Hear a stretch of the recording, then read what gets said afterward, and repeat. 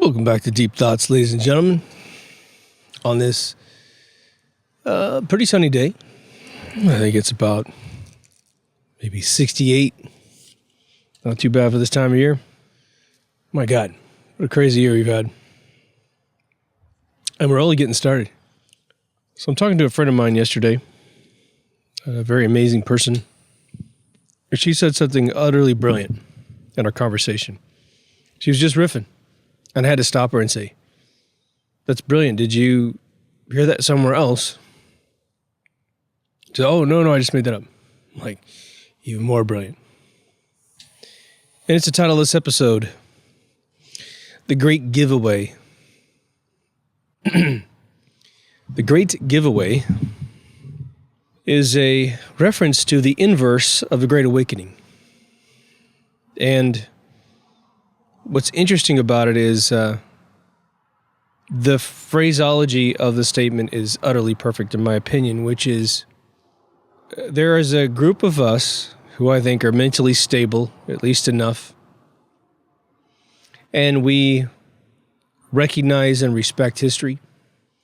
We also have done some due diligence from time to time to figure out what really happened in various areas of the world at various times. And we're always searching and we're always comparing notes because we really want the truth. But we understand that we have been birthed out of our mothers and we have gone through phases of childhood, adolescence, pre-adolescence, adulthood, etc., etc. And now we are trying to engage reality outside of our mother's womb and figure out how this thing works. And then I think there's quite comfortably in separate group of people, a very small group of people, but enough to be noticed in society. And they are trying to crawl back in their womb. They weren't ready to be birthed, or they found the outer world to be too terrifying, and they just, like a little cat, they want to crawl inside some space and have the comfort of four walls, a floor, and maybe a little peeky door to look through every once in a while, right? When they're not scared of reality. This statement tied a lot of things together because I watch people wear those strangulation things on their face that destroy your brain cells and put your body in an absolute inverted acidic state, blows out your alkaline levels. You get necrosis in your neurons in your brain over time. Everything struggles to exist with one of those little things on your face. And yet some people like them. They'll get into their car and then they still have them on and they're all by themselves. I mean, maybe they technically put one on and they can't figure out how to ever get it off, so it just stays there. Who knows? But why am I saying that these people want to go back into the womb? What's the thing? Well, what is freedom? What is freedom in, say, a movement analogy? You have mobility. You can get around. You can make things happen, right? You can go left, right, front, back, up, down. All the combinations therein. And for a lot of us, that is a very appealing way to live.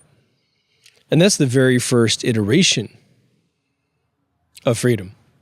Being born, getting outside your mother's womb, and enjoying the freedom, as crazy as it might be, as scary as it might be, as ugly as your relatives might be. It's better to be outside than stuck inside. Even though that was probably a fairly good experience for some of us, right? I have no memory if I liked it or not. I tend to really enjoy being born. Your second tier of freedom would be meeting other people and gaining that beautiful feedback between two souls. Staring in someone's eyes. Pushing your chest against someone else's and feeling your heartbeat. And but more importantly, feeling your souls just wrap around each other like the tails in Avatar.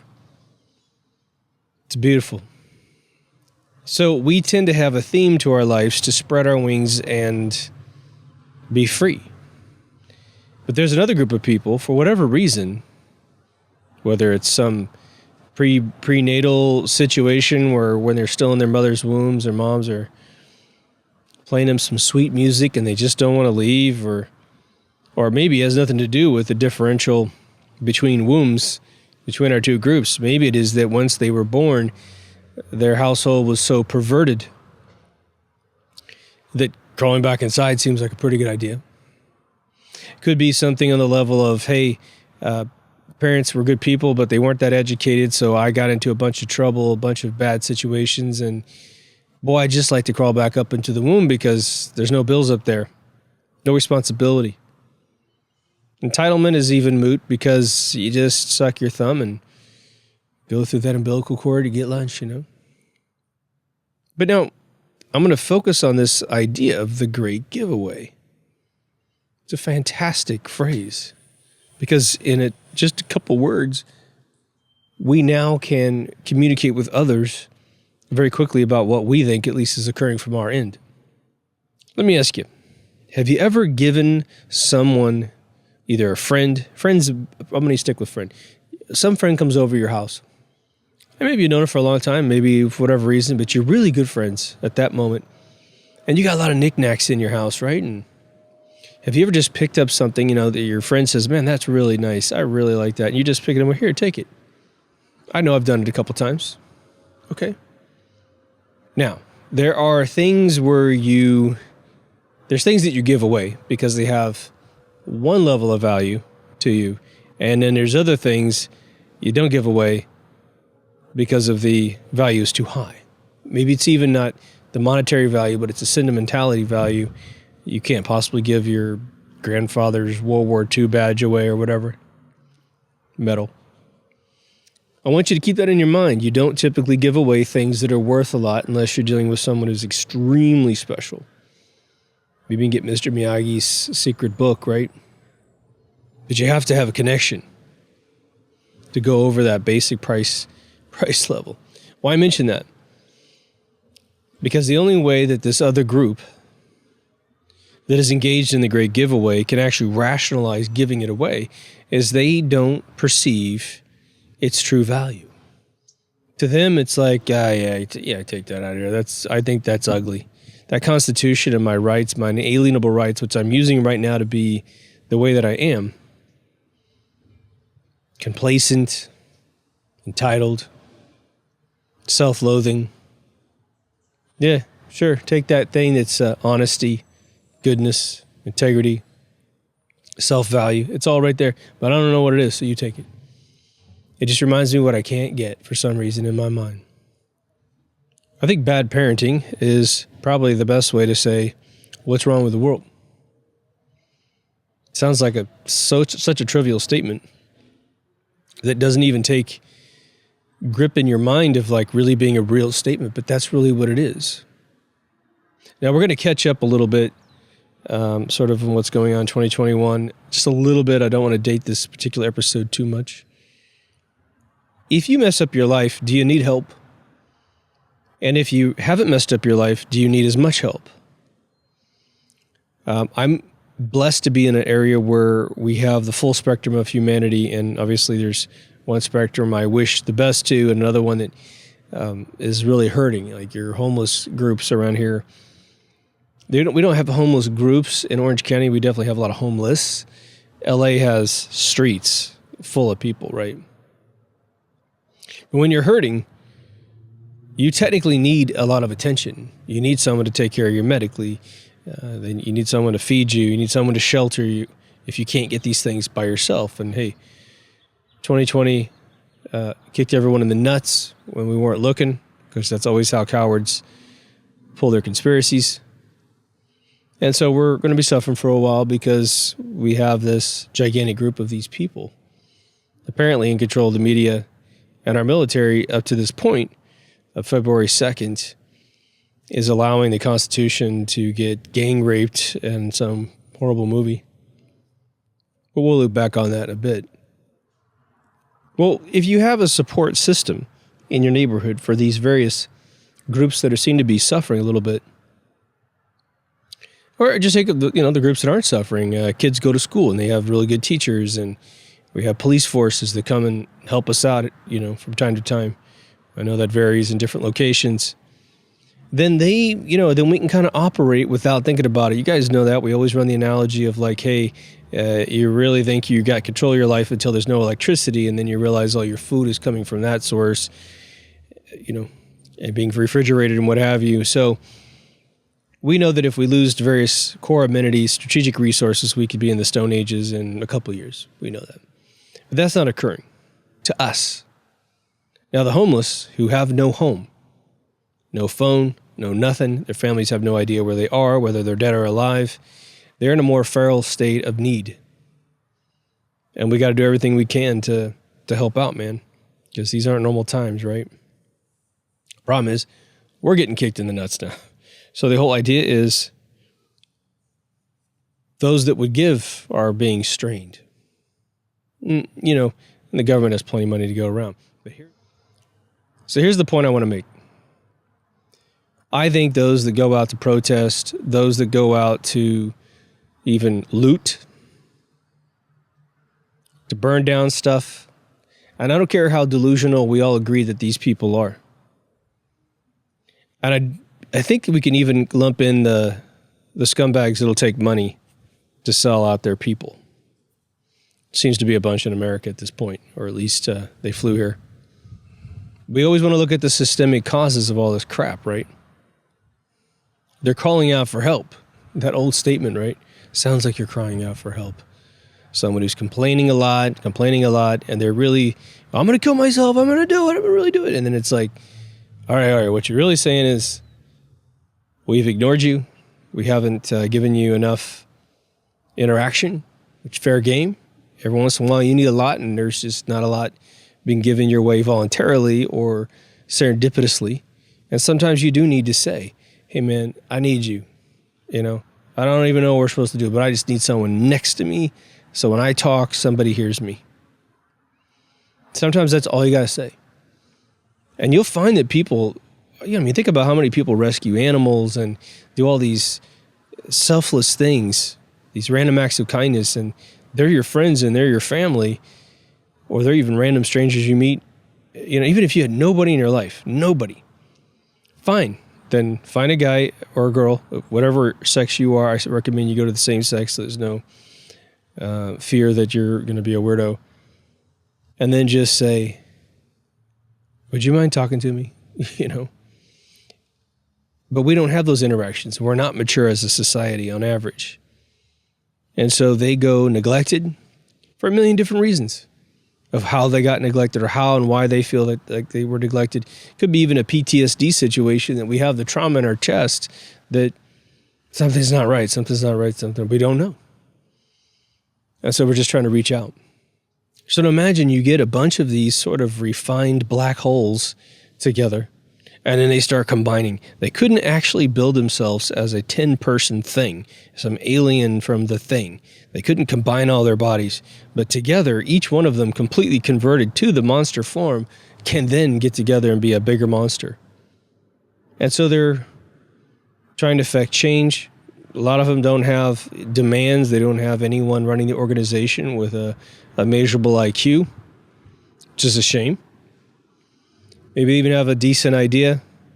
Anytime a faction comes out that's causing problems, they're damaging property and they're hurting people and threatening people, and they have no demands, then I think that you're going to find that they are an extension of the old formula of the economic hitman, which is you have foreign agitators in your country trying to overthrow your country.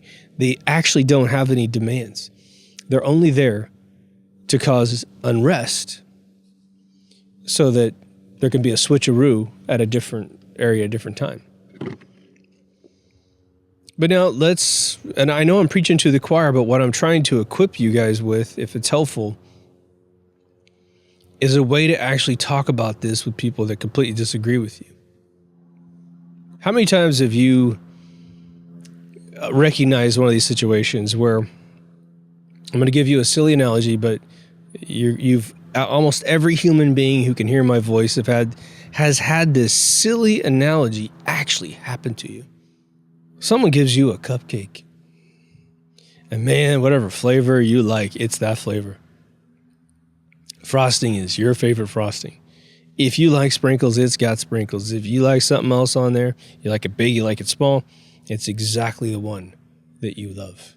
And you're looking forward to it. You had one earlier in the day, and you're like, you brought one home. In between the time you acquire this second one and pushing it into your pie hole, you drop it.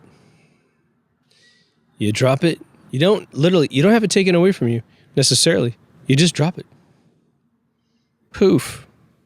Either drops completely out of in some pile of something that you would never put in your mouth after that, or for whatever reason, it's just gone. You're never ever going to taste that thing. Like, son of a bitch. And it wasn't a common occurrence that you got this thing. It was a special thing. And it took a lot of labor for that thing to be put together the way it was put together. You knew you had something special, and then you lost it. That puts you in one state of mind. You are in a mourning phase now because you know you lost something that was really important to you at that moment. Not the end of the world, of course, just a little sugar you probably shouldn't eat, but whatever. But now, how many times have you said in your lifetime this other thing, this inverse thing, which is somebody said, I came over to your house and I picked some roses. I'm really sorry. I meant to ask you. Hope it's okay. And you have a lot of roses in your backyard, and so you look around and you go, well, I don't see any missing, so I didn't know they were there, and you took them, and so no harm, no foul. I don't feel like anything's missing. Okay, good, man. Thanks. It's great. So something got taken away from you that you didn't know really existed. It wasn't really in your registry. That's another one. It's the benign loss of property. And then there's one where you had some rights and they were taken away from you because you didn't pay attention to it. And for a while there, it didn't seem like it mattered. Then all of a sudden it starts mattering.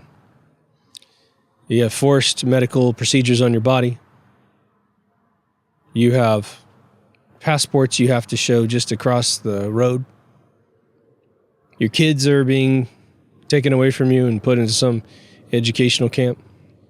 You don't even make any money anymore. You just get this food pellet. You know where I'm going with that.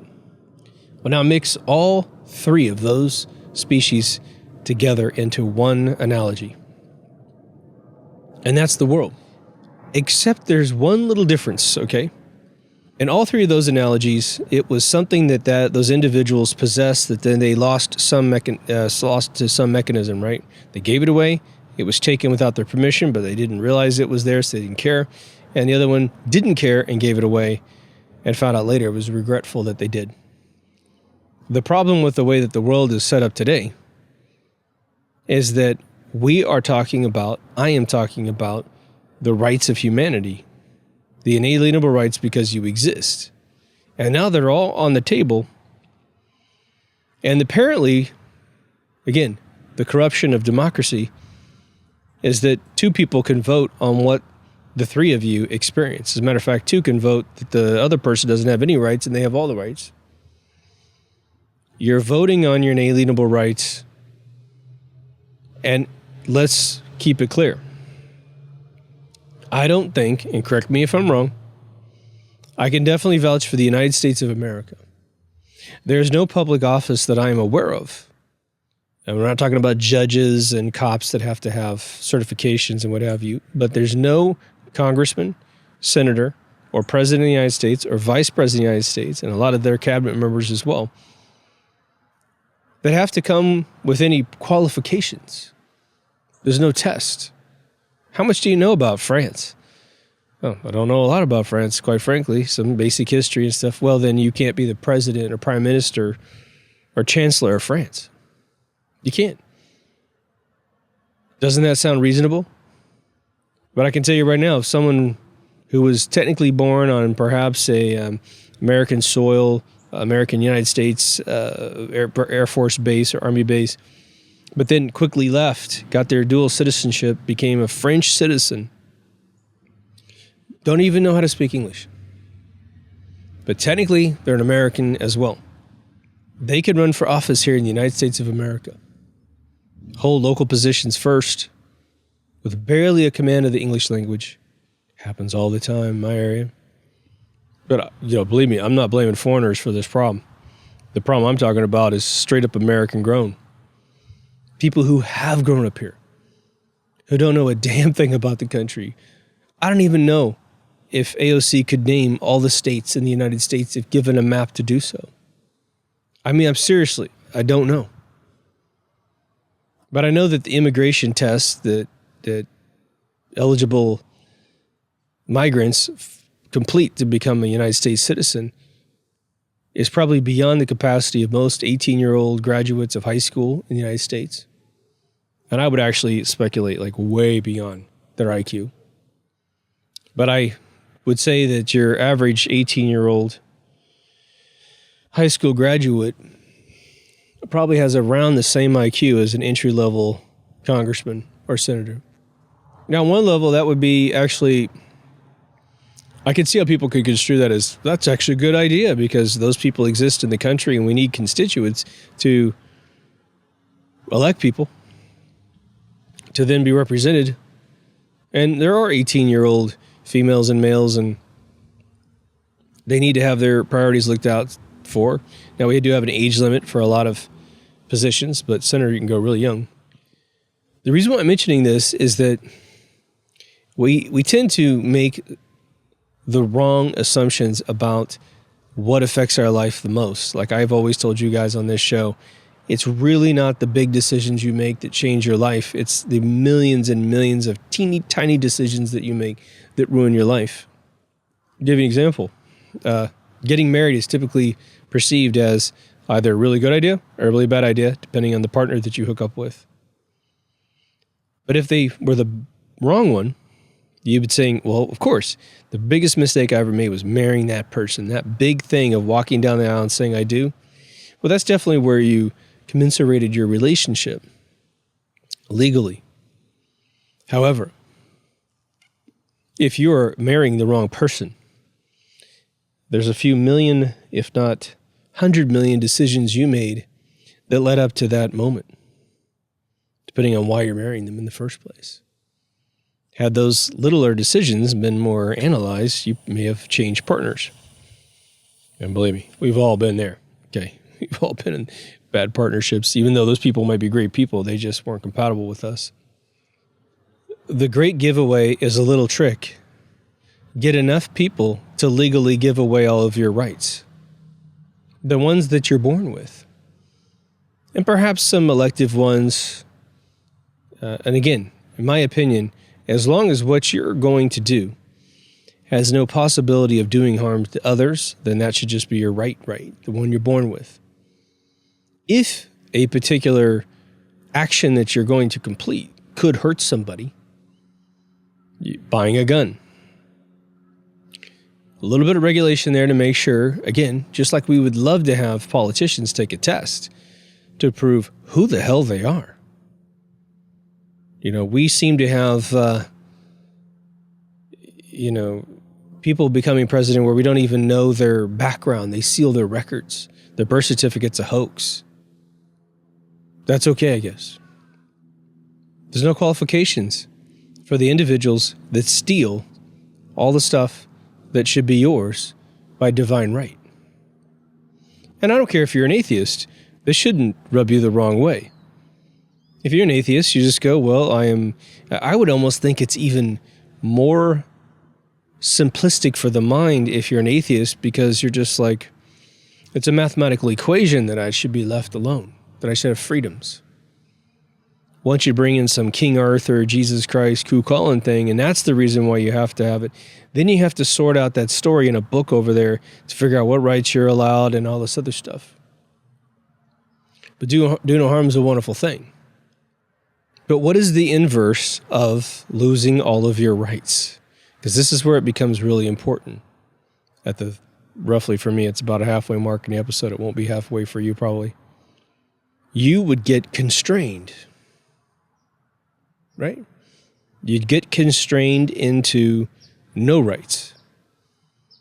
Forced medical procedures. Forced taxation of everything they could possibly think of. If you thought the Golden Gate Bridge tax was bad, look at every other bridge in the world that charges a toll. They tell you that line of crap. Well, once it's paid for, the taxes will be done. Oh, well, we found another reason. Oh, we found another reason. Just keeps going and going. It's the stretch and the squeeze.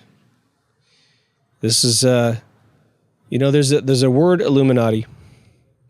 I always mention it to you guys and preface it with the notion, we did not come up with that word. That is not our word. That is the word they came up with for themselves. They wrote a book, like the 1640s or something like that. I apologize if I have that off.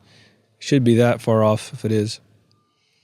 Okay, well, that's their word for themselves. And in that book, I watched a whole documentary on this book many years ago, but they talk about the stretch and the squeeze. So you stretch out all of their resources to the point everyone's living on fumes, and then even the fumes, you start to regulate that breathing apparatus so people cough it up. What's happening right now? We're in the playbook of the Illuminati book. We've had our income destroyed by infiltrators. People who, again, I don't think could pass the basic immigration test. We have businesses that pretend like there are no problems in the world, meaning they're still charging you full amounts of money, even though you're not legally allowed in some cases to work at all. Because there are some careers out there where people just, it's getting a little better right now, but it's, some people have completed about 10 months without any ability to earn income. They don't have a bunch of skills. They never were told as children, you better have 5 careers because when pandemics come around, you're going to have to switch to one of the other careers. And they need to be really diametrically opposed careers, so they're completely different sectors of the world. And you have to keep your skills 100% employable in those areas. Does that make any sense? For instance, you can't just casually be, in my opinion, a coder on the side. You need to keep up. You need to practice. You need to have projects. You need to be assigned to things. You need to be challenged beyond your capacity to imagine a challenge. So that can't be a fallback career. It's got to be your primary career. Pick any other career with any technology in it, and that's going to be the case. If you put down electronics for a little while, a year passes, 2 years passes, and you want to pick it back up again. Well, unless you have someone employing you for the legacy knowledge that you had, maybe as a niche or something, you're going to need to know the more recent stuff. So they have us leaned out. They're giving us ridiculously low stimulus checks. I have never received a stimulus check. Completely qualify for them. I've got a dead friend that got one, and I got a guy who's, many people who've never stopped working have collected all those checks, plus unemployment, a bunch of other stuff. And I'm not knocking those individuals. I'm just telling you how ludicrous the system is. You can't find the people that should get them. It's interesting. And the main group I'm talking about is friends of mine that are really suffering way more than myself. They need those checks. They need them. They're not getting them. It's crazy. There's a kid out there that did a video. A bunch of you have most likely seen it. He's calling himself, it's like _the_real_Samson_. And it doesn't have a P in it. I thought that there was a spelling that had a P in it, but it's SAMSON, Samson. And the kid does a rhyme about the fact that he's doing a rap, and he's this white kid in the middle of nowhere. He's like a Gen Zer. And he's out there saying, look, I work all day long. Apparently he like repairs cars or something. And he said, I come home and I'm scrubbing the grit out of my fingernails, and then I hold up my check to my friends and they laugh at me because they're making twice as much money as me living off the dole, living off the state, living off the checks. And he's like, they're making fun of me because I'm working really hard to earn nothing. He's right. 100% right. The game apparently is to bankrupt everyone on the planet for this economic reset, for this huge digital currency that's going to be coming our way. I've seen the leader of the IMF talk about it in meetings before this whole thing happened last year. And now we've had this bizarre 4 years in America. You will see that the intellectual conservatives are behaving like adults. What's interesting is all the ball babies on the other side are finally calming down, thinking that they've knocked it out of the park with an illegal selection process. No mention that we're behaving really well and that they behaved really bad. They just want to join your party as if they're intellectuals when they are the absolute inverse. They're flying the plane into the ground. They're giving away everything. It's the great giveaway. That's the phase that they're in. Depends on how young you are, how vested you are in this world, how many dreams you still have in your quiver that you'd like to live, things that are very important to you before you die, as to how this will affect you, how important this is to you. So let's do a little current event recap here, because I think you guys completely understand that, and you're good preachers of that information. So there was this weird movement that started in the tail end of 2017, grew bigger in 18, grew bigger in 19, even larger in 2020. There were all these commitments about what was going to take place. We were told a lot of conflicting information, Sit back, watch the show. You don't need to do anything. Nothing can stop what's going to happen. And, nothing's going to stop what's going to happen. And that's just an absolute statement of truth, right? Yeah, whatever's going to happen is going to happen. Doesn't mean it's going to be what you think it's going to happen or what you want. But you're right. This movement was right. A bunch of stuff's going to happen, and you can't stop it. So the rumors, I've done a fireside chat. I did a limbo part 1.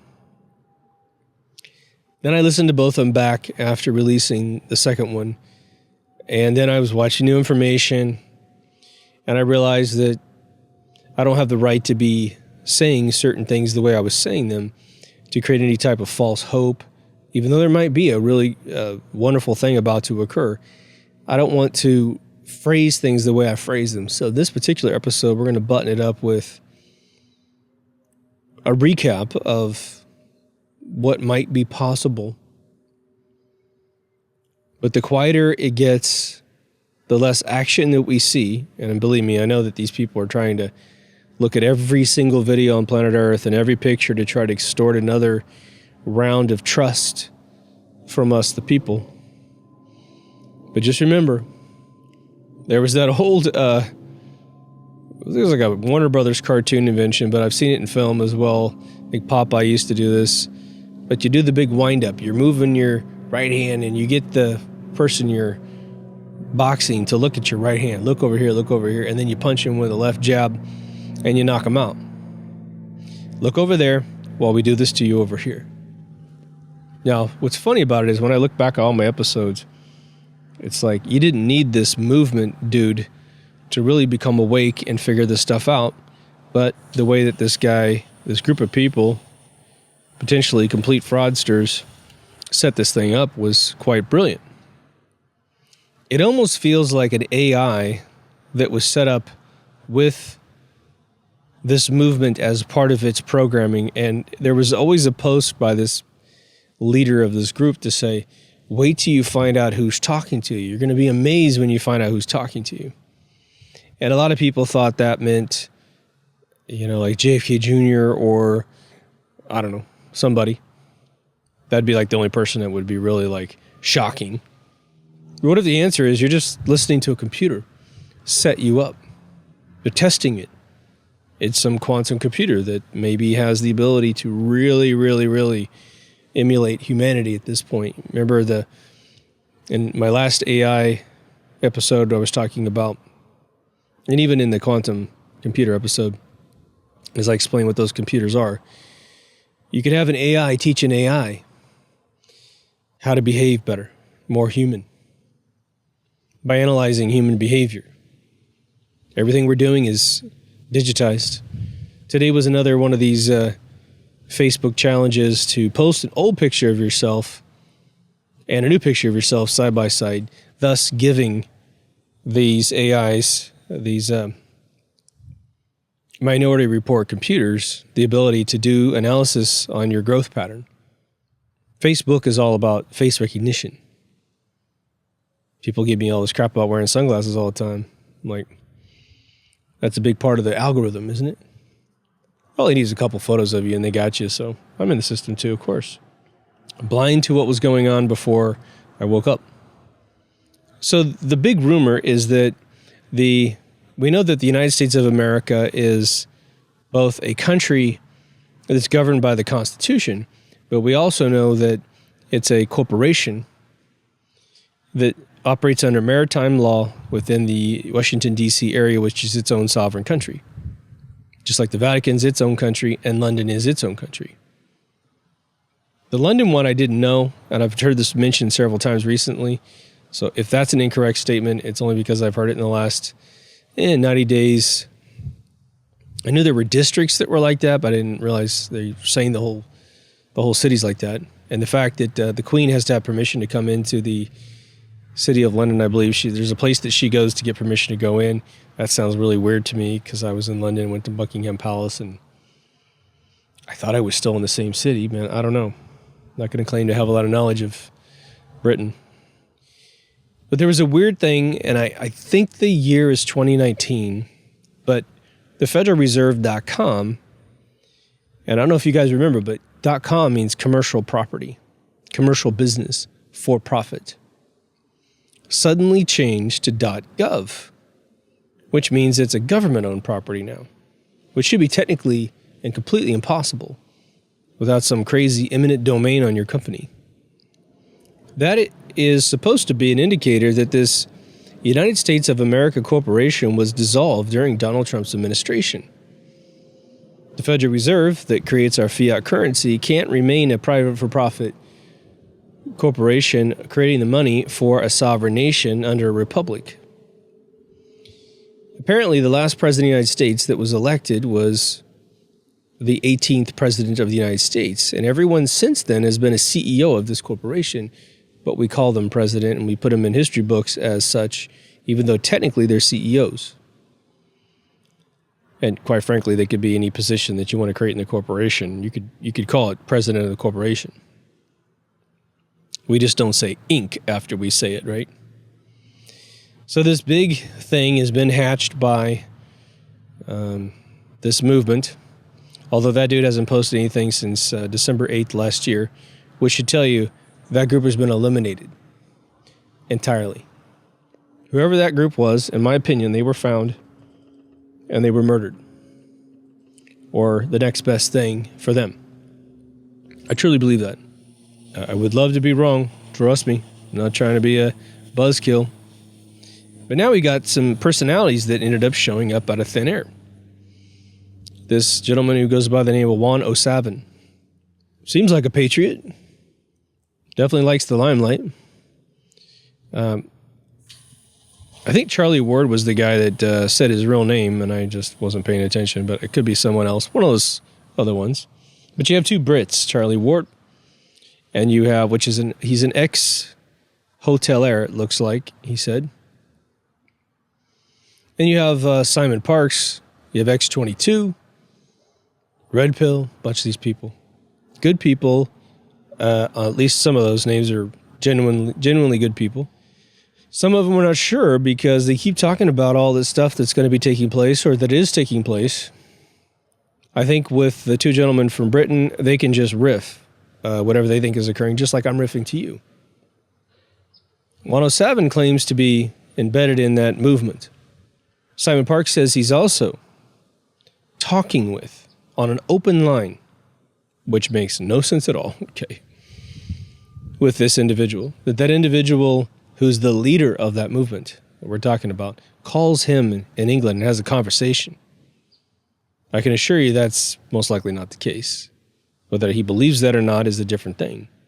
Reason being is that voice recognition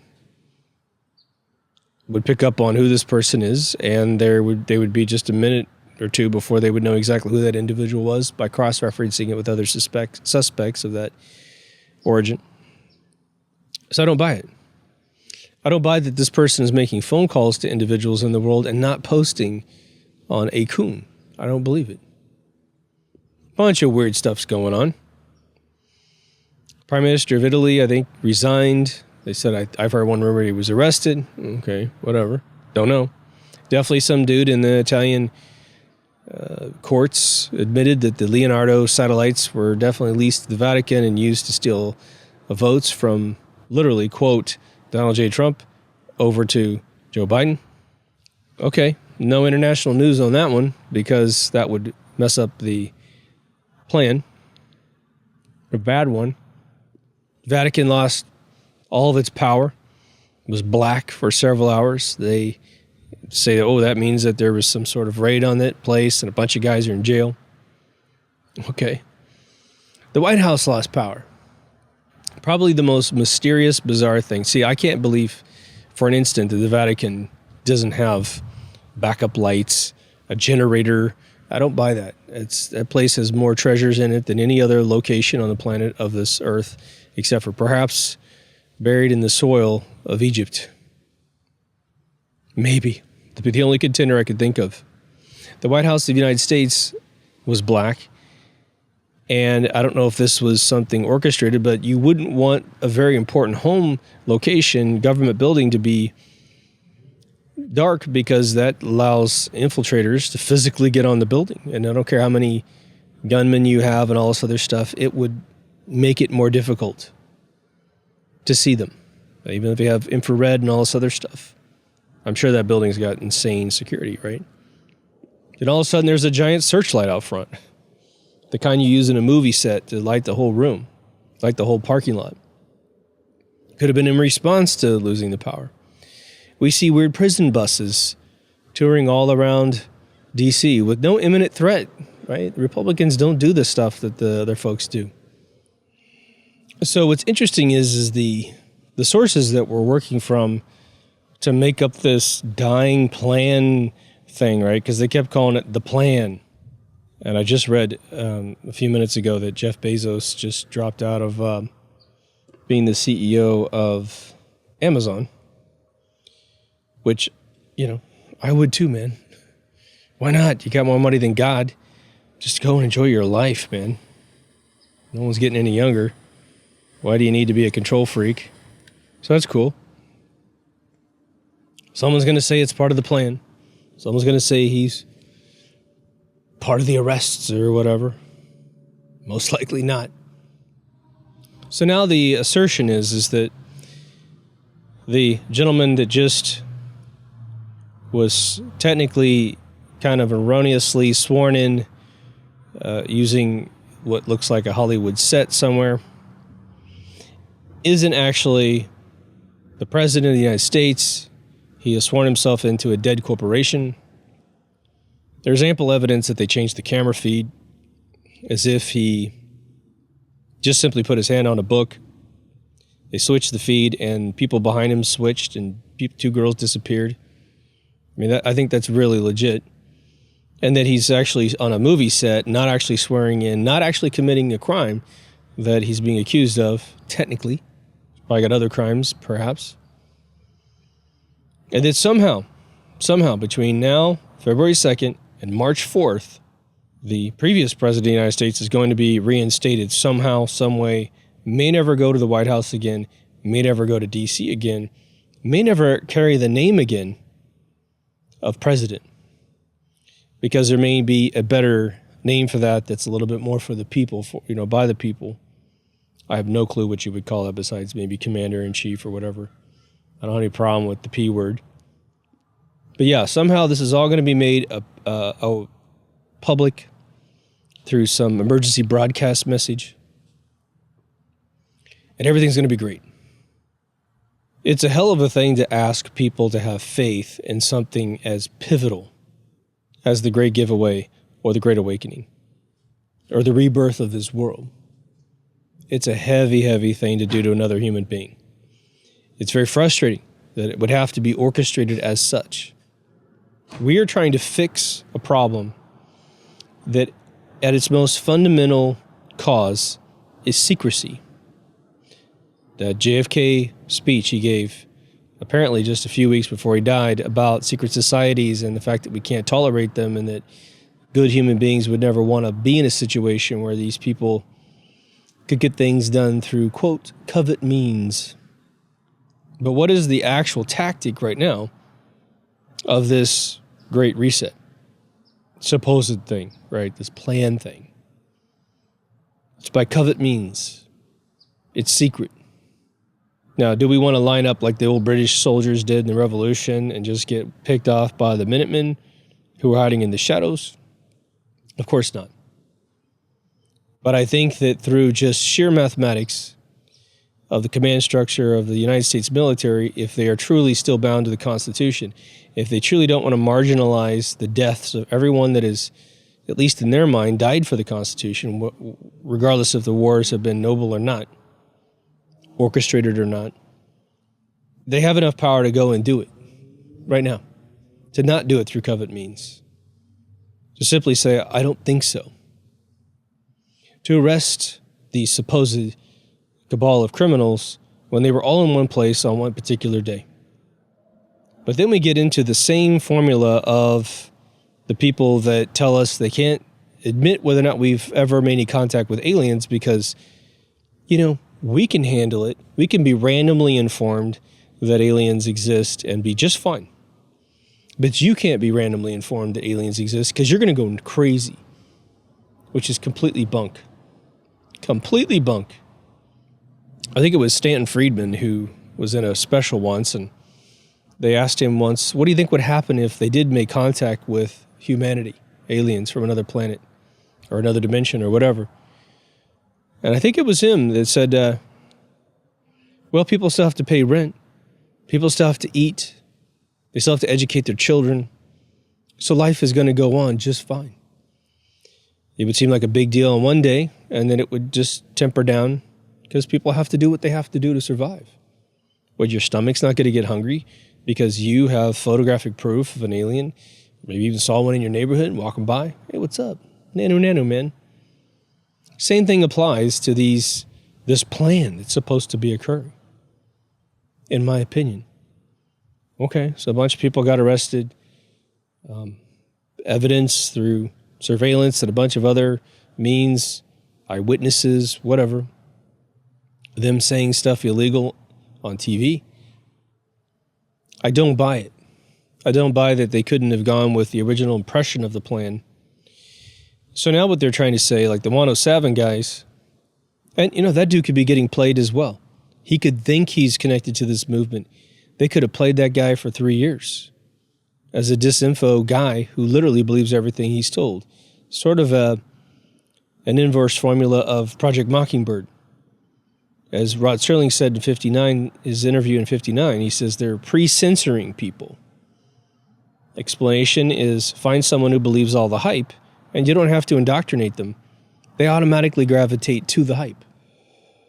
I will say this to you as a word of encouragement for really no rational reason whatsoever, which is I feel good for some reason.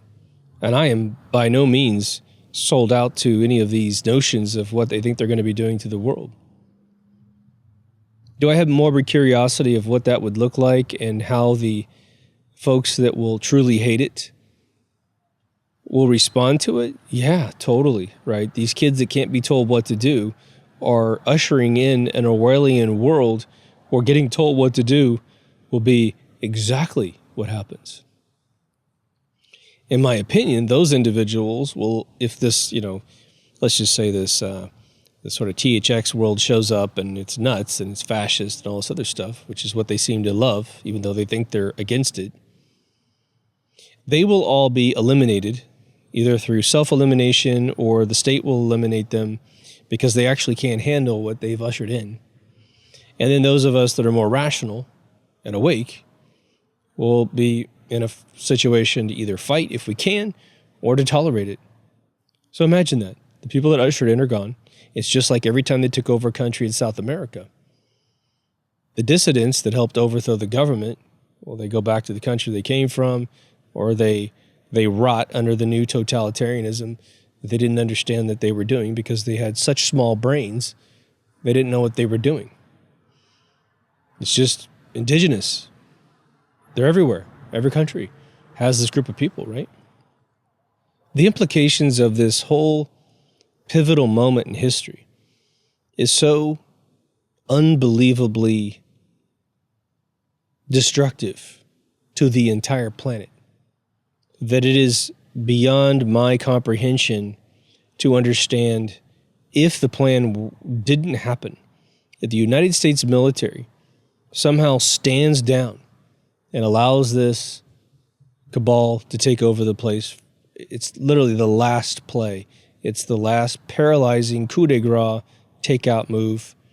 The military of the United States will be dissolved, but they'll also be told to fight a war at the same time they're being dissolved. Use up all the ammo, use up all the stuff. We're going to go back to the old post 9/11 stuff where we literally had to put together money to give to people so their kids could have body armor, so they wouldn't die from a single bullet because they weren't funded. All the way during that whole Bush retaliation about 9/11, we were not taking care of our soldiers at all. But we're the richest country in the world. We're giving billions and billions off to other countries for stupid programs, and we're not protecting our soldiers. And what I keep telling you, they want our alpha males to go die in war. If nothing else, they just want them out of the country so that when there's some sort of physical takeover of the country, the homeland, they're not there. And our last president brought them all home to make sure they were here in case something occurred. Built it back up, funded them properly. For some reason, this sovereign country of Washington, D.C. probably has about $10 to $20 million worth of chain link fences with barbed wire all over them, soldiers walking around everywhere. There's two theories, of course.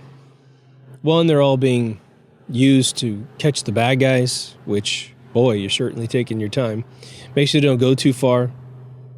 Our Congress went into recess, so they're all in their individual locations. Can't imagine that's a huge problem for finding them and arresting them if this fantasy comes true. Or they're supposed to be there because they're defending against an impending military action to actually do the plan, which doesn't make any mechanical sense because those troops would simply get a call from their commanding officer to step down, take a knee, while the other guys go in or assist. That doesn't make any sense to me. The former president has been extremely quiet, talking about creating a new party, talking about creating this new office of the former president of the United States. Never has said that he conceded, never mentioned the other dude's name in a speech. We know that when Mr. Biden was leaving his inauguration, supposedly in the limousine headed over to the White House, the National Guard that was looking at him didn't salute him, but all the super active duty 10th Infantry guys didn't look at him, turned around and looked the other way, which initially was construed as, well, they're protecting that front, right, in case someone runs at the car from the other side. Well, there's no one allowed in that entire area. Place is all chained off. There are troops on the other side of the park, so I don't know how anyone runs on the soccer field naked. It's just not possible. So keeping your back turned seemed like a very strategic thing. It seems very encouraging if this thing is true or not. But what if it is all a big LARP? If the whole thing's been a lie? That means that a few of my friends who had that early concern about being lulled into a false sense of security for an immediate elimination at some future point in time is true.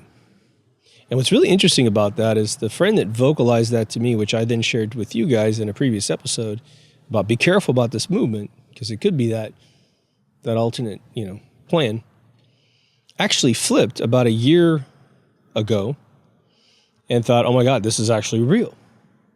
They had seen a collection of things that occurred that made them feel like this was real, which was shocking to me because I'm sort of on the fence. I mean, for everyone who's seen every single episode, I've been reaming this letter floating around the internet because it's like, it's time to poop or get off the pot, if you know what I mean. And I never saw any bowel movements the entire time. It is nice to see the internet become slightly nicer on at least Facebook for me. Twitter's still a place where the devil controls your soul, man. Second you touch that platform, you got a black apple pushed into your heart, trying to bait you into the worst version of yourself that you could possibly manifest, and then to lock your bad behavior in time.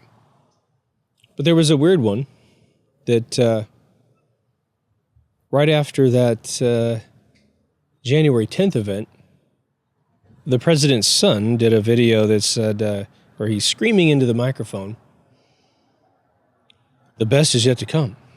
And he screams it again because his girlfriend or wife or whatever walks over and says, "That wasn't good enough." And so he yells it again. And then she says, "Still not good enough. Let me show you how it's done." And then she screams this thing. Well, I don't think there's any best is yet to come unless that January 10th event is actually illegitimate, because that January 10th event, if legitimate, authorizes enough power to upset the apple cart in a really bad way. God is apparently real important again in people's lives. People I know who have never been religious are now religious, and people who were religious are now calling, end times. Okay. At the same time, it goes back to that alien invasion, or alien visitation, I should say, analogy, which is you got to eat, you got to make money. So until one of the other thing happens, we got to go on with our lives. We have to stop focusing on the negative, because you're going to be eaten alive by it. You're going to use that as an algorithm to attract bad things to yourself. You don't want any of that stuff. It's already hard enough, right? I get a lot of text messages throughout the week from very close friends of mine, both feeding me information that I haven't seen before, and or coming to me to say, "What's the latest? What's going on? What do you think is going to occur?" Well, what's interesting about it is you probably have one of two of you listening. If you're in the same position I'm in, you've kept up on the information as best you can. The pundits that used to talk, well, a bunch of them got knocked off the platforms that you can watch through your television. So now you're watching it through your cell phone, you're watching it through a web browser. And they're starting to get silenced. A bunch of them are getting nervous. Some are, still hanging on for dear life. They've built up followers. They've been able to monetize aspects of what they do. And it's really strange, because there'll be, I forgot that Dr. Steve guy. He's got a beard, kind of a slightly heavy-set guy. He's written several books. He does a video every day, fully monetized. He has monetization inside his videos. And for some reason, they don't have any problem with that guy saying generally the same thing that the other people say. He's got hundreds of thousands of followers. There's guys with the same amount that have been kicked off. Salty Cracker's still there. I just don't know how they're picking and choosing who's a bad influence and who's a good influence. It does seem like this is the weirdest transition of leadership that I've ever witnessed in my life in this country, or any modern country in my life. It seems like it's hollow. It seems like it's not real. It seems like if it were real, other more concrete things would be occurring. Now, it's one thing to sign a bunch of blank pages, and then they tell you later what were on those pages, and let's say a pipeline was canceled. And so I've heard mixed stories about how that's going on. I've heard the video from the guy at the pipeline going, "Yep, we're all losing our jobs." I've seen 4 or 5 videos of guys now talking from their homes since they moved back to where they live in the United States. And then I heard a report that everyone's still going to work in a bunch of those places. They're ignoring the shutdown. Well, which one is it, man? I can't figure it out. I don't know anyone on the pipeline. We know it's a kickback for Warren Buffett, who put in around $58 million into the opposition group. And so he's getting his money back because they're going to create a carbon footprint now, moving oil on trains instead of moving it through a pipe, which is completely carbon-free if it's built correctly, right? It doesn't spill anywhere. We're going to go from energy independent to energy dependent. The Green New Deal is getting a full-blown, full-throttle movement, even though it's practically, on paper, financially impossible to achieve. guys in their 50s are being told to just find another job. As one gentleman said, he goes, look, I spent my entire life, 30 years of my life, becoming an expert at what I do. I have a lifestyle that aligns with the income that I can generate through this very specialized job that I have. And now the President of the United States just told me to go find another job, or that I can find another job. Well, sure, maybe he could find another job with, 60 million people looking for work in the United States. There's all these jobs supposedly available for these people. They're going to lose their standard of living right in their retirement years. Getting a job between 50 and 60, you better be a specialist. Between 60 and 70, near impossible. Near impossible in the United States of America. Can't take your full Social Security benefits, I think, until you're at least 70. Not enough to pay any bills, depending on where you live, because they always seem to give you a check just slightly smaller than what you need to survive. So then what? The stock market had this really weird thing happen with GameStop and AMC theaters. A bunch of people are excited about it. A good friend of mine actually made some money off that. He didn't put a lot in, so he wasn't nuts or anything. He's just a normal guy. So good for him. But I'm going to tell you right now that one of the greatest scams on the average human being is this lottery ticket model of life, which is playing the stock market. These people have no money making money to get anything done that they need done. The money is created and immediately handed over to these investment banking houses, which then immediately invested in those gigantic corporations. They don't need any of your money. They like your money, but they don't need it. It's a mechanism to offer the world this, again, nonsensical system to earn money. And yeah, you may have had nothing but profit in these regions, and good for you, man. Good for you. Some of you might do like the day trader stuff where you're making microtransactions in minutes, buy and sell within 5 minutes, and to make a little bit of scratch here and there. But just like Vegas odds, the peasant, which is us, in their eyes, loses all of their savings, loses all of their money. They sort of bait you with this notion you can be like us, rich and powerful. Just give us your money and we'll be okay. There are famous cases where, and once you realize this, you'll never put your money in those systems again, casually at least, where let's just say 100 people put their money into a company. Well, the company's not actually doing too well.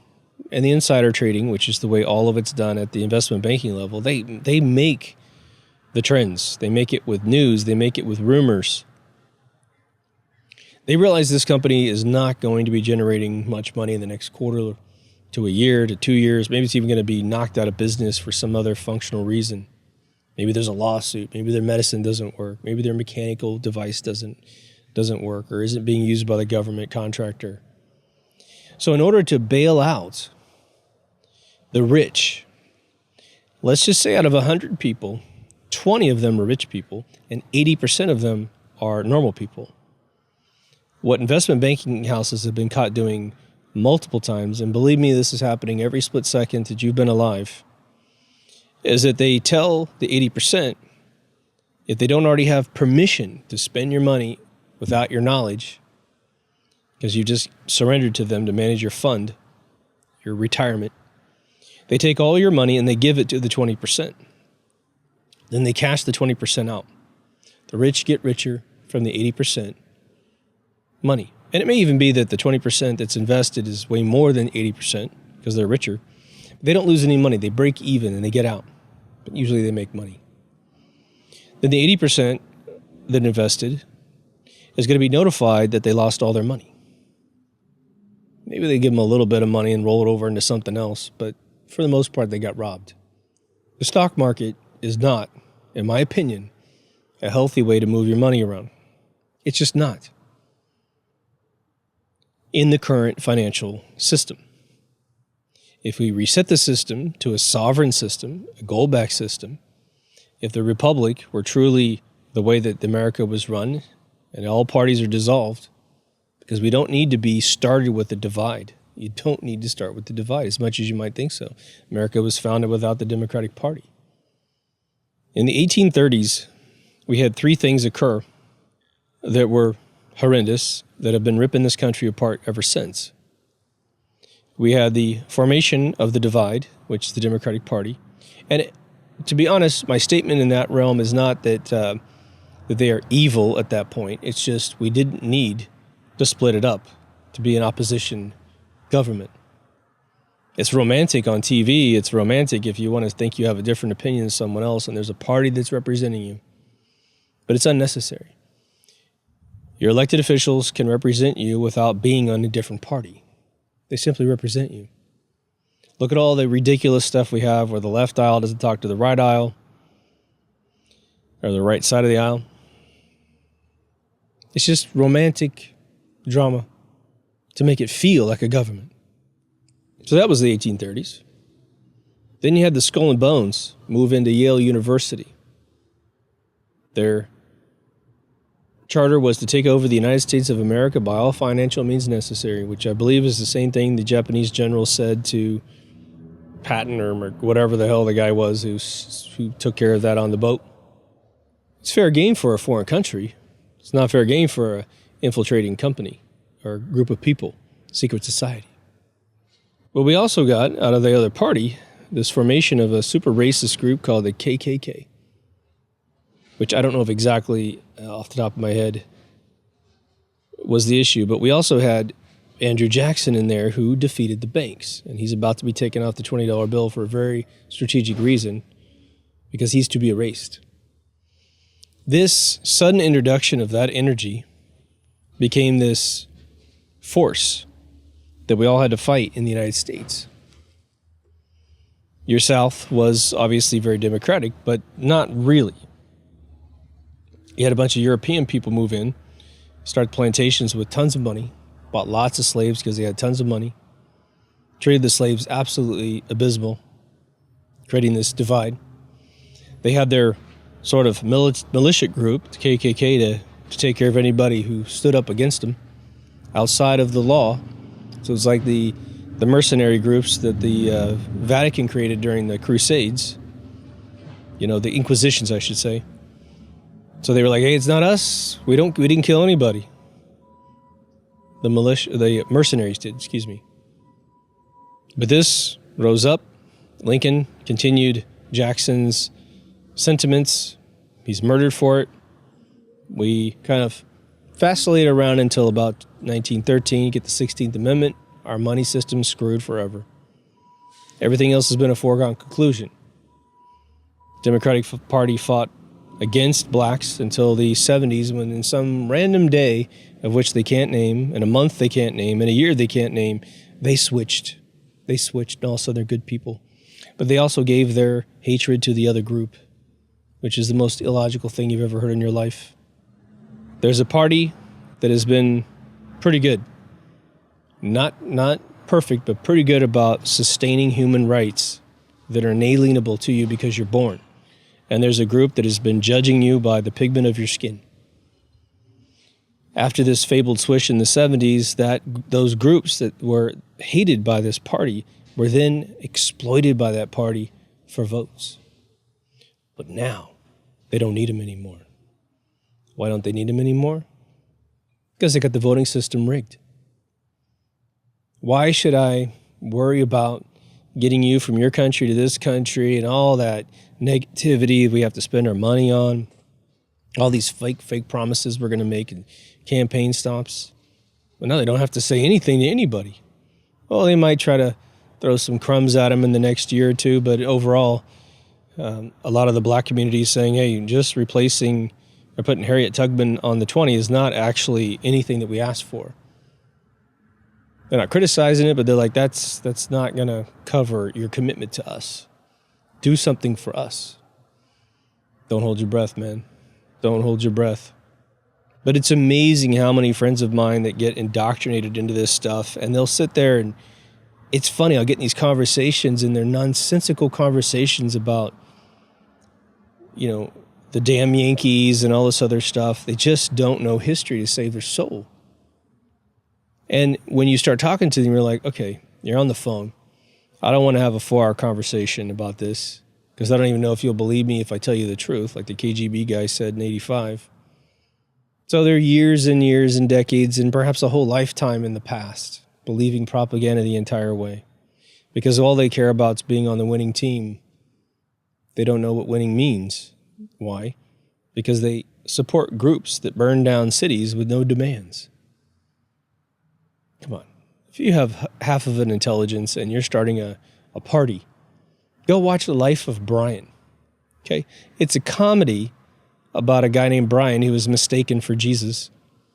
But irrespective of that controlling idea in the movie, go watch the first act or first half of the film where they're meeting. It's all the Pythons, so I can't say it's John here and John Cleese here and Eric Idle there, but they're all meeting to create these kind of sensitive movements. But they had demands. They had demands that they were writing down in this ridiculous comedy about their movements. Can't do this anymore to us, can't do that anymore to us. We have equal rights here. Da, da. Hey, even in a comedy, they were smart enough to know that if you have a movement, you have demands. Very strategic things that need to change because you understand the problem that you're complaining about. That's not what we're dealing with. We're dealing with an excuse to lash out, an excuse to give it all away. And because these are really low vibration, super low IQ people, not necessarily bad people, in fact, quite frankly, good people in most cases, but just misled. They're giving it all away. And what I have discovered is two things, and I think I might have mentioned this in the other 2 episodes, but what I have surmised from feedback is that the young, 30 and under, they love the masks. They love all of this control, because a child can call an adult and say, are you following all the rules? Because if you're not, I'm going to chastise you personally, and then I'll tell on you if I can. I get to control you because I don't control anything else, mainly my own life. So I'm going to kind of passively aggressively punish you for creating such a crappy world because they think that you're a part of the problem. The other side is the folks that are within 10 years of their death. They're getting kind of loopy because they're old, but they just want someone to promise them on their deathbed that the world's a better place. Even if it's not, they don't care. Integrity and truth and honesty, those aren't factors that they consider on a daily basis. They've been swallowing so much propaganda, it's how they manage their lives. One of the things that I've been doing is just calling people out on it, very nicely, but just saying, oh, I see. So we give up all these freedoms to get more liberty to give up freedoms, or to get freedoms. All this crosstalk and doublespeak. Meanwhile, we know that the thought police are gaining in number. It's still a pretty small number, but they control where you express yourself in a lot of cases. People will be able to articulate millions of reasons why a particular social media platform is bad, but they can't stop going to it every single day. We're guilty on this show. I posted a video on, 107 Daily, which is 107's new site. It was just a video. And a guy came in and he said, hey, this is a pretty good video, but it's still on YouTube. I was like, well, if I post it from BitChute, it does no preview for it because for whatever reason, the API for that sort of more pleasant looking post with a picture, so you can see what the hell you're about to click on, you can't do it. So we're all stuck to these platforms until they upgrade, which is very difficult. We know that there's a bunch of conspiracies against them to deplatform them. When it walks like a duck and quacks like a duck, it probably is a duck. And when it looks like a totalitarian government, a socialistic, communistic move, it probably is. It's just that simple, man. You don't have to do a bunch of research, man. It's just right there in your face. I know I'm preaching to the choir. I just want to advance the dialogue in your mind. I want to advance the sort of cause and effect models in your mind so that when you talk about this with someone, you come in at a very deep level where all of the low-hanging fruit stuff you might say, you don't say it because, one, they've probably already heard it anyway and it wasn't effective the first time. But two, you really want, if you want to affect change, you're going to have a slightly different message, a more effective message. And I think the greatest statement is the great giveaway. Maybe we should start hashtagging the hell out of that, man. Anyway, if you guys will probably just ask me straight out, so I'll just give you the answer straight out. Which is, what is my faith that there's going to be a miraculous change in things? It's kind of a twofold answer. I think that there's people out there that are God-fearing people who appear to be backstabbers and treasonistic people. I have a suspicion that maybe some of those people, if anything good's going to occur, are actually pretending that they're moles. They're doing what has to be done. They're even taking it on the chin. Any of you familiar with Andre the Giant, the wrestler who did his last match with Hulk Hogan? It's all staged. We know that. It's entertainment. But if any of you watch the documentary on Andre the Giant, you'll know what what a mole has to do, which is Andre had to go on stage with almost a completely dysfunctional body at the time. His back was hurting, his knees were hurting. It was just, he was in a lot of pain. And Hulk Hogan had designed a fight such that it would take advantage of his more comfortable positions, standing up so they could have a fight. And he wasn't sure because Andre never confirmed with him that he was agreeing to this fight choreography. But when he got into the ring, one by one, every single thing that Hulk wrote down, Andre started doing. And so he realized, oh my God, he's going to give it to me. Because Andre was the hero his whole career, loved by the world, one of the most famous wrestlers to ever live. But in order to give the baton to Hulk Hogan, they switched the narrative where he's a bad guy. And so here he is finishing his career. And all the fans out there, the little kids that think it's real, and the other fans that just go along with whatever the funny story is about him, pretended to hate him or did hate him. But he was the sweetest guy on planet Earth who's going, man, I had to do this for my business. I can't do this anymore. My body doesn't work, so I hand it over.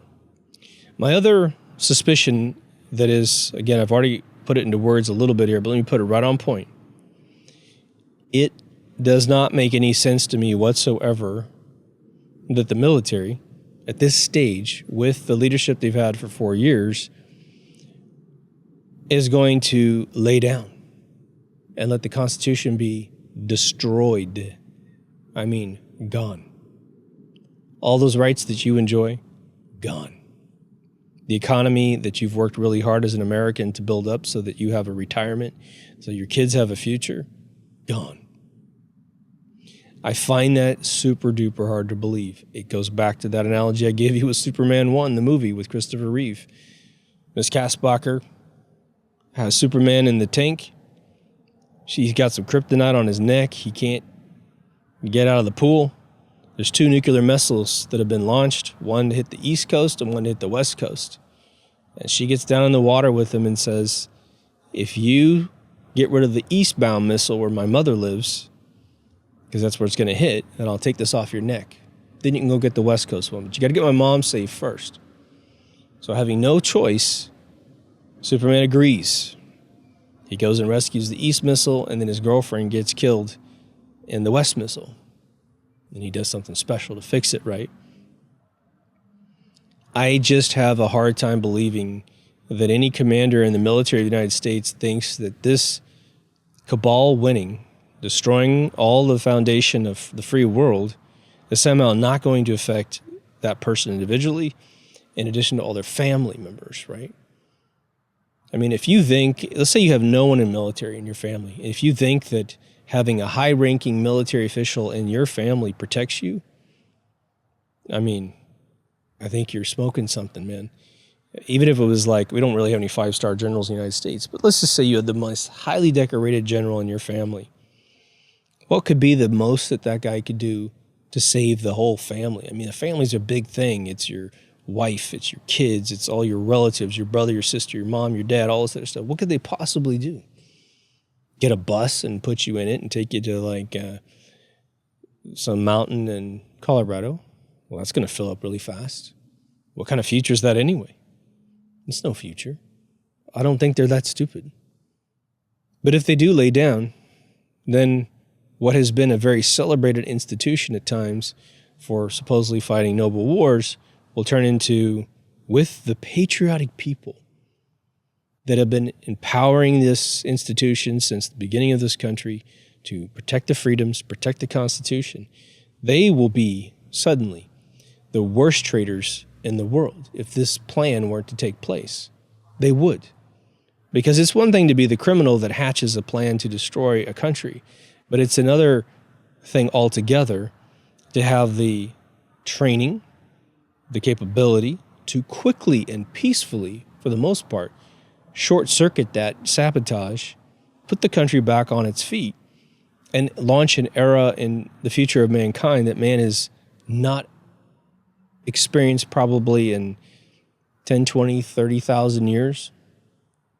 Let's just say pre-dynastic Egypt is a benchmark, or maybe they lived in some euphoric state of the maximum that they were able to do. I just find that super hard to believe. And as part of me is just kind of like, well, this is going to be an interesting ending to the movie either way, because this big, giant, mighty beast called the military-industrial complex is going to lay down and then forever be disrespected. You got a like today, if you see a soldier, you thank them for what they've done to preserve the country. You're proud of them. They're the best of the best in a lot of cases. And all of a sudden, to no really credit of their own, they were told to stand down while this takeover occurs. And I'm sure they've been told some story that that's a good thing when it's not. So I feel like something can definitely still happen. I feel like it's logical, but it sure is quiet, isn't it? There's the big thing about the 10 days of darkness and all this other stuff, and everyone's trying to figure out what those 10 days are. Well, I'm going to say we've had months and months and months and probably even years and decades and maybe even a few centuries of some pretty dark days. We got plenty of that. We don't need any more. It's time to nut up and get shit done, in my opinion. But who am I? I'm just an opinion in the backyard. Let me know what you think. Are you on the fence? Do you think nothing's going to happen? Do you think something's going to happen? What do you hope happens in the first place? Let's say that nothing happens from the military side and this coup takes over. What do you hope happens then? And let's say they do take over. What do you hope happens then? Don't know. We got two soldiers that walked into two different lounges, cigar lounges in Southern California, that said that Guantanamo Bay is preparing for royalty. They're prepping the soldiers to not soften up to these really rich people that are supposed to be in the newfound prison down there, right? It's not big enough to hold any measure of the United States population. There are a bunch of FEMA camps all over the place. Maybe those will get involved. But even that's difficult too. You're going to have a bunch of people fighting with guns and stuff. I find that super hard to believe. There's just not enough military to arrest the rest of the country. 350 million people, and say you had a 2 million army. That's nothing. Divide 2 by 350. That's the percentage. Move the decimal 2 places. So anyway, if you haven't been to deepthoughtsradio.com, be a good time to go and bookmark it. I am still at this exact point doing my research on I Pet Goat. What's very interesting about the I Pet Goat video, which again, if you hear me saying that and you like the show, go see it. I Pet Goat 2. Just watch the original clip so that when I do the episode, you'll have already seen it and you'll be ready to go. Because I'm going to tell everyone at the beginning of that episode, if you haven't seen it, this episode is going to make no sense to you. But the biggest and best videos that I've seen that have analyzed this perfectly are all been removed from YouTube, or you can't find them one way or the other. You can even use DuckDuckGo. You still can't find any good videos on it anymore. You find these blathering idiots that, goddamn, they just talk to themselves for 30 minutes before they even start the video. I mean, it's just unbelievable.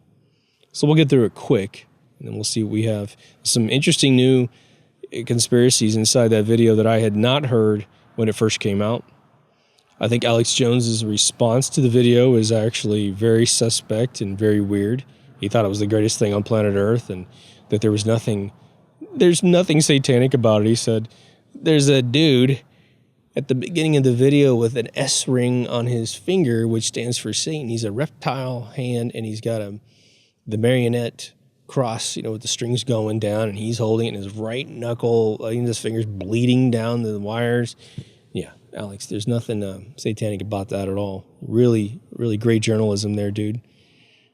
I'm going to use a dirty word here. The world can suck really fast by a group of people, and this is where the dirty word comes in, because it's a phrase that describes these people, and they're called starfuckers. They do. I just had an episode where I talked about a guy that was doing this at Electronic Arts. He was bringing in some super bad individuals and surrendering all the power to these people because he wanted to say he knew people in Hollywood. So he's destroying the company because he wants to meet someone who was on a show once. I mean, whoop-de-doo. And this guy had met every famous athlete on planet Earth before he started capitulating like this. So it's this weird addiction he has to being, hey, I'm somebody. I know this famous person. Believe me, there's nothing to that game. Nothing to that game. You are still you. They are them. Yeah, you go to a nice party or whatever, big deal. It's over and you still got to go home. It's still got to be you, So I think part of that was occurring in Alex Jones's coverage of this thing.